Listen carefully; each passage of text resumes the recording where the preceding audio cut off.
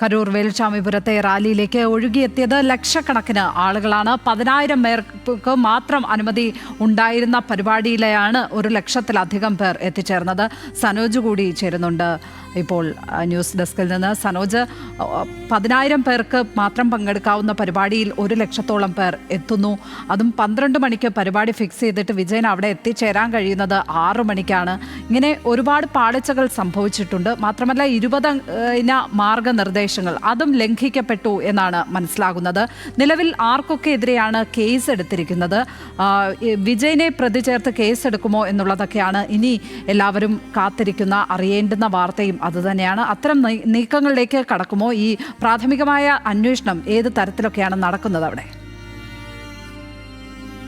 ലക്ഷ്മി, അതായത് ഇന്നലെ ഈ അപകടം നടന്നതിന് ശേഷം, ഇന്നലെ 7:45 ഈ അപകടം കരൂരിൽ നടന്നതിന് ശേഷം 10:30 ഇത് സംബന്ധിച്ച് റിട്ടയർഡ് ജഡ്ജ് അരുണ ജഗദീശൻ്റെ നേതൃത്വത്തിൽ ഒരു ജുഡീഷ്യൽ സമിതി അന്വേഷിക്കുമെന്നുള്ള കാര്യം പ്രഖ്യാപിച്ചിരുന്നു. ഒപ്പം ഇന്നലെ രാത്രി 12:30 DGPയുടെ വാർത്താ സമ്മേളനം ഉണ്ടായി. അതിൽ പറയുന്നത് പോലീസിൻ്റെ ഭാഗത്ത് നിന്ന് വീഴ്ചയുണ്ടായില്ല, പകരം സംഘാടനത്തിൻ്റെ ഭാഗമായി പോലീസ് നൽകിയിട്ടുള്ള നിർദ്ദേശങ്ങൾ പാലിക്കുന്നതിൽ തമിഴക വെട്ടിക്കഴകം പരാജയപ്പെട്ടു, അതിൽ ഒരുപാട് കാര്യങ്ങൾ ലംഘിക്കപ്പെട്ടു എന്നുള്ളൊരു ആരോപണം DMK സർക്കാർ പോലീസിൻ്റെ ഭാഗത്തു നിന്ന് ഉയർത്തുന്നു. പക്ഷേ നിലവിൽ ഇപ്പോൾ വിജയ് അല്ലെങ്കിൽ തമിഴക വെട്ടിക്കഴകം ഇതിൽ സമഗ്രമായ അന്വേഷണം വേണമെന്ന് മദ്രാസ് ഹൈക്കോടതിയിൽ ആവശ്യപ്പെടുക കൂടി ചെയ്തിരിക്കുന്ന സാഹചര്യത്തിൽ ഇരുപക്ഷങ്ങളും അല്ലെങ്കിൽ രണ്ട് തരത്തിലേക്ക് ഇതിൻ്റെ വിവാദങ്ങളിലേക്ക് ഇനി പോകുമെന്ന് പറയേണ്ടി വരും. കാരണം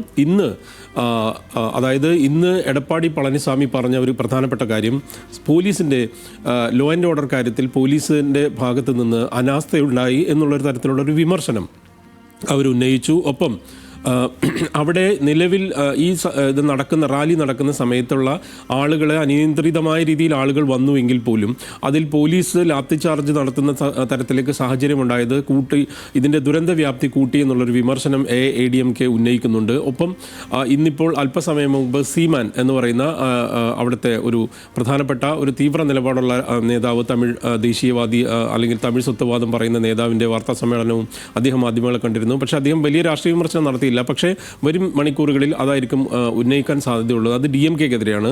ഒപ്പം BJPയെ സംബന്ധിച്ചിടത്തോളം അണ്ണാമലൈ DMK സർക്കാരിനെയാണ് കുറ്റപ്പെടുത്തിയത്. പക്ഷേ മറ്റ് പാർട്ടികളെല്ലാം DMK അടക്കം വിജയനെ അറസ്റ്റ് ചെയ്യണം, വിജയനെതിരെ നടപടിയെടുക്കണമെന്ന് ആവശ്യപ്പെട്ടിരുന്നു. മദ്രാസ് ഹൈക്കോടതിയോട് സ്വമേധയാ കേസെടുക്കണമെന്ന് അഭ്യർത്ഥിച്ചിരുന്നു. പക്ഷേ നിലവിൽ ജനറൽ സെക്രട്ടറി ആനന്ദിനെതിരെയും ഒപ്പം മറ്റ് ജില്ലാ ഭാരവാഹികൾക്കെതിരെയുമാണ് ഇപ്പോൾ നിലവിൽ കേസെടുത്തിരിക്കുന്നത്. പക്ഷേ ഇന്ന് ഉച്ചയ്ക്ക് ശേഷം ഈ ജുഡീഷ്യൽ കമ്മീഷൻ്റെ തെളിവെടുപ്പും മറ്റ് അവർ സംഭവസ്ഥലം സന്ദർശിക്കുന്നുണ്ട്. അതിനുശേഷമുള്ള അവരുടെ വിലയിരുത്തലുകളും നിഗമനങ്ങളും അനുസരിച്ചായിരിക്കും ആരുടെ ഭാഗത്ത് നിന്ന് ഏതൊക്കെ തരത്തിൽ പിഴവുകളുണ്ടായി, സംഘാടനത്തിൽ എന്തൊക്കെ പിഴവുകൾ സംഭവിച്ചു, പോലീസിൻ്റെ ഭാഗത്ത് നിന്ന് ഏതെങ്കിലും വീഴ്ചയുണ്ടായോ സംബന്ധിച്ച കാര്യങ്ങൾ ഇനിയുള്ള മണിക്കൂറുകളിൽ തന്നെ അറിയേണ്ടി വരും. പക്ഷേ ഇത്തരത്തിൽ ഒരു ദുരന്തം നടന്നതിന് ശേഷം ഉള്ള പ്രതികരണം എന്നുള്ള നിലയ്ക്ക് വളരെ സമചിത്തതയോടുള്ള പ്രതികരണങ്ങളാണ് വിവിധ രാഷ്ട്രീയ പാർട്ടി നേതാക്കൾ നടത്തിയതെങ്കിലും ഇനിയുള്ള മണിക്കൂറുകളിൽ അത് TVK-ക്കെതിരെയോ വിജയിനെതിരെയോ കൂടുതലായിട്ട് ശക്തിപ്പെടാനുള്ള സാധ്യത കൂടി നമ്മൾ മനസ്സിലാക്കേണ്ടിയിരിക്കുന്നു. ലക്ഷ്മി,